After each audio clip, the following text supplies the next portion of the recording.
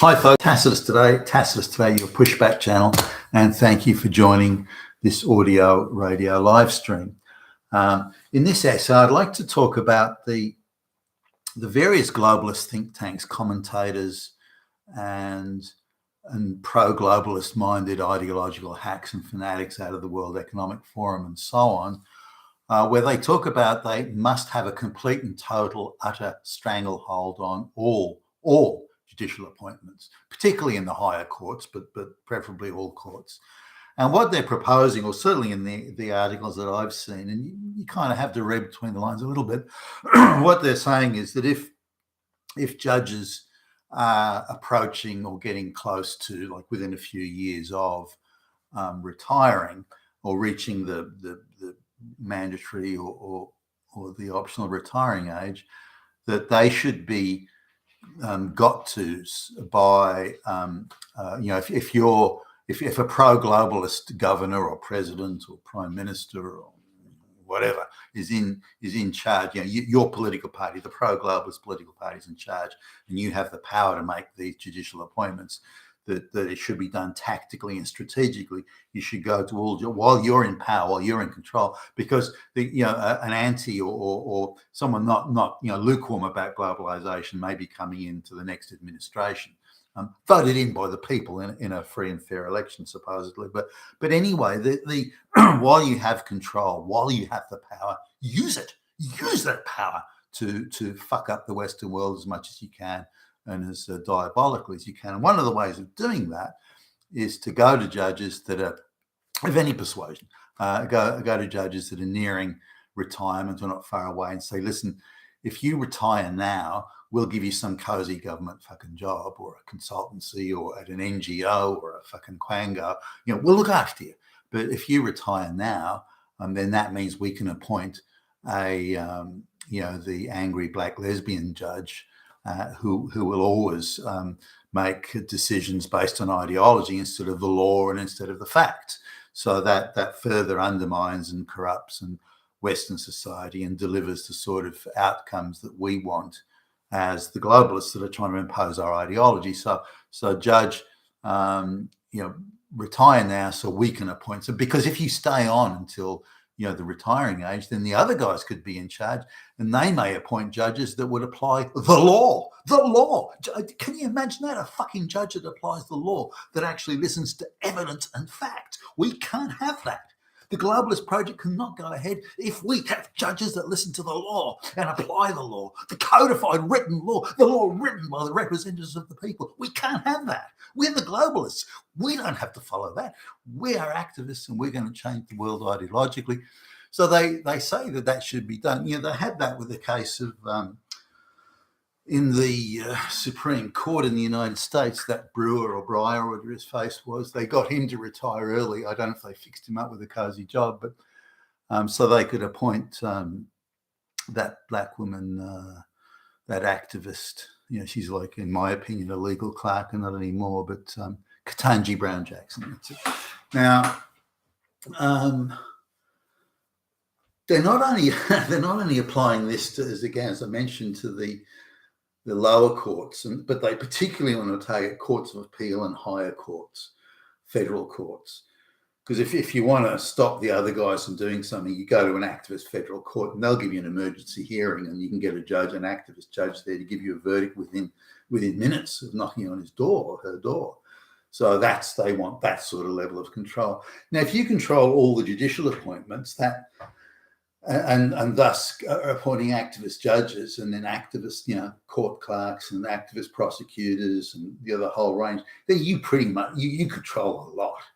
Who gets prosecuted, who doesn't, who gets let off, who doesn't. You want to go after the white guys down the road. You've got the whole infrastructure to do it, ranging from police controlling the police, all of it's politicized. The prosecutors, the whole sort of thing. Now, on top of that, various judges can be looked after. Their children can be given, nice, prestigious, well-paying jobs. Their spouses, relatives, friends, all sorts of things like that. They can be encouraged to take on, law clerks people on their staff who are also approved activists, and then give them a grounding or give them some sort of street cred in the court legal system, which means then you can put them into judges or prosecutor type roles and so on. So this is an enormous amount of power. But what the globalists are arguing is that unless we stack the courts, we can't win. We cannot win without stacking the courts, because we rely on the law and the facts of a case. We can't win, or the outcomes are just too uncertain. And we can't abide by ideology. We can't abide by uncertain outcomes. This is, if you look at the writings of sort of Lenin and Stalin, the Soviet communists, they constantly come back to this theme that the outcomes, the future must be predictable. We must control the future. We can't have the communist revolution unless we control the future. The way we control the future is to control everything in the present, the political process, the legal process, the media, everything, the cultural institute. We have to control all of it, because then we own the future. And this is very much how because the globalists are ideological fanatics, this is very much how the globalists are perceiving it as well.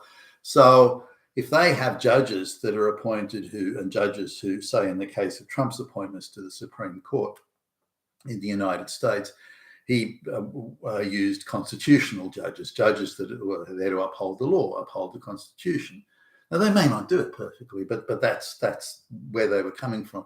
Unlike the Democrat appointments like Sotomayor and Jackson, I mean, holy fuck, could you get more activists? The law is just a passing reference. It's the ideology, it's the vibe of the ideology that matters. And in my opinion, at least, Sotomayor and Jackson have maybe with a couple of exceptions, have routinely made decisions and verdicts and findings that are completely consistent with globalist ideology and social justice, and the ideology of social justice and restorative justice and so on. None of which, I mean, you can't have ideological justice. You can only have justice based on the facts and the evidence. In my view, at least. So Trump's appointing constitutional judges, and it's made a huge difference to a lot of things in the US. Imagine if the court had been stacked with activists, globalists, pro-globalist, social justice activists, if Trump hadn't won, if Hillary had got up, if they rigged it for Hillary, then the court would unanimously make 8-1 or 9-0 verdicts in favour of everything the globalists wanted to do. It would be so stacked that there would be no point in going to the Supreme Court with an appeal of any sort. You would know in advance you wouldn't win, which would have given the globalists complete control of the executive level of judiciary, the Supreme Court, and of course the government and so on. So that would have been close to the end of the road, I think, for those who would oppose or question globalization. So also Trump made, not all of them perfect, by the way, Trump made a number of appointments to other courts, such as federal courts and federal courts of appeal and so on. And that outraged the globalists and the leftists, because they know how important control of the courts are. One thing got me in third world countries when I was doing a lot of traveling for business was how no one had any confidence and sneered and laughed at the legal system. Nobody believed in it. It existed as some sort of an apparition, but no one believed in it. No one believed that the facts or the evidence would matter a tot. It was all politicized, and people with friends, powerful people would pull strings as it suited them to get the outcomes they want. So no one thought the courts were worth a pinch of shit, and which surprised me, because at the time, certainly as a young man, I had huge respect for the independence of the courts in Australia anyway, and elsewhere in the Western world. The Western world was the only place that had independent courts that would make decisions based on the evidence and the facts. Why is it only rich societies have those sort of courts, and all the dirt poor basket case shithole type societies have courts that no one believes in? and no one has any confidence in. Part of the structure of being a rich society is to have institutions that not only are independent and impartial and rely on the facts, but are seen so, and they have the confidence of the populace. Now, that's disappearing at a rate of knots in the United States, Australia, in fact, all across the Western world. Courts already have become so activist, or many of them, so activist that the people already don't believe it. You know, if I had cases to just my own view that there are pretty much every boutique court in Australia has been captured by ideological fanatics, whether it's divorce courts or rape courts or children's courts or any of these sorts of things, environmental courts and so on, all been captured by, in my opinion, captured by ideological fanatics where I mean, if the facts are overwhelmingly in one direction than the other, I think most judges would still decide it. But if it's anywhere near 60-40, 70-30, then they'll make the ideological call rather than the factual call. If it's 95.5%, then they'll go with the 95. But it has to be so ultra clear before they make that. Now, I've met a lot of judges, and it's interesting sort of being at a barbecue where you're sitting there in the beautiful panorama of exquisitely manicured gardens and fountains and swimming pools and sandstone paving, and you're sitting there with the most expensive cuts of steak and all this sort of stuff, talking to the people in the fraternity, and there's pretty much every $5.5 million house. Everyone's pretty much left leaning. They're very, most of them are quite well to do. If you own a $5 million house, you're doing all right. But they're very much in favour of leftist talking points, and they have an ingrained sympathy to the ideological underdog. That's that they have a natural ingrained sympathy to that, and again, overwhelming facts would cause them to make, but otherwise anything close to 50-50, 60-40, 65-35, and certainly by what I've heard, they'll make an ideological decision rather than a decision based on the facts. Now, you've got the option of appealing it, but then only the rich can appeal it. But particularly the ideological judges, or the ones that I perceive are driven by ideology, they have a lot of their cases overturned on appeal, and this outrages them. They hate having their decisions overturned, and so trying to sort of engage them in conversation. So, okay, well, you sort of made a decision based on the ideology. Why are you then upset that the higher court that based solely on facts, or more solely on facts than the lower court?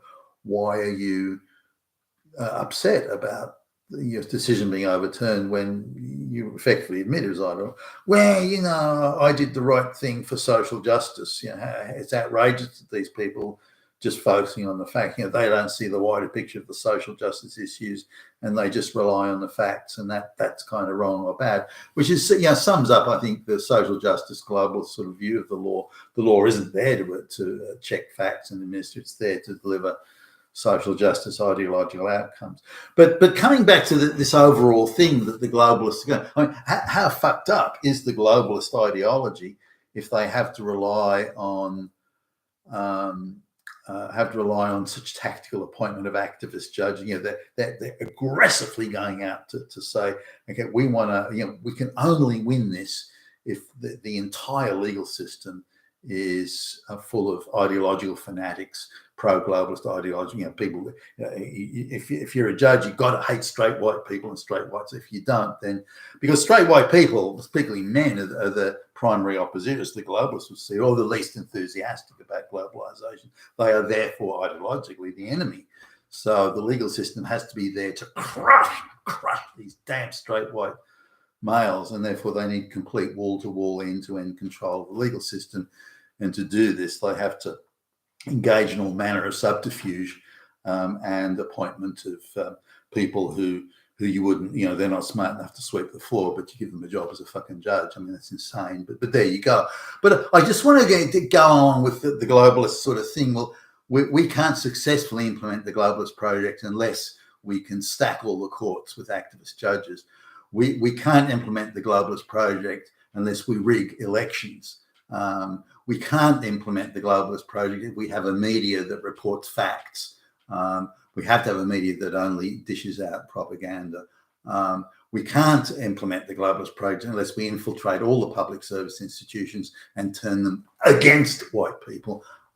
We can't implement the globalist project unless we have, and so on and go on. I mean, if the globalist project is that fucking bad and that unsaleable and that unmarketable that you have to stack the courts, rig the elections, infiltrate the public service institutions, control the entire media landscape and turn it into a propaganda fucking machine. If globalization is that unsaleable, you have to do all of those things and still you can't fucking get it through, then isn't there a problem somewhere that we need to talk about?